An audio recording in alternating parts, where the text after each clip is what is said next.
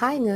நல்லா ஆவி பறக்க இட்லி, அப்படி இல்லையா முறுமுறுன்னு தோசை, அதுக்கு ஏற்ற மாதிரி ஒரு கொத்தமல்லி சட்னி எப்படி செய்யறதுன்னு பார்த்துடலாமா? ஸோ அதுக்காக நான் இங்கே 5லேருந்து 6 பழுத்து தக்காளி நல்லா கட் பண்ணி வச்சிருக்கேன். அதோட 10 சின்ன வெங்காயம், 4 பல்லு பூண்டு, கொஞ்சமாக புளி, 3 காஞ்ச மிளகாய், 2 பச்சை மிளகாய், 2 கைப்பிடி அளவுக்கு கொத்தமல்லி, அப்புறமா வந்து பார்த்தீங்கன்னா 1 டேபிள் ஸ்பூன் அளவுக்கு உளுத்தம்பருப்பு, கடலைப்பருப்பு எடுத்துருக்கேன். ஸோ ஃபஸ்ட்டு கடாயில் வந்து கொஞ்சம் எண்ணெய் ஊற்றி கடலைப்பருப்பு, உளுத்தம்பருப்பு சேர்த்து அதோடவே பூண்டு, பச்சை மிளகாய், காஞ்ச மிளகாய், புளி எல்லாத்தையும் சேர்த்து நல்லா வறுப்பட வச்சிருங்க. அது வறுப்பட வந்ததுக்கப்புறமா கொஞ்சமாக சின்ன வெங்காயம், அது கூடவே வந்து தக்காளி, கூடவே கொஞ்சம் கல்லுப்பு அதையும் சேர்த்து நல்லா 2 நிமிஷம் சாட்டே பண்ணி விட்டதுக்கு அப்புறமா மூடி போட்டு அதை நல்லா மசிஞ்சு வர அளவுக்கு விட்டுடுங்க.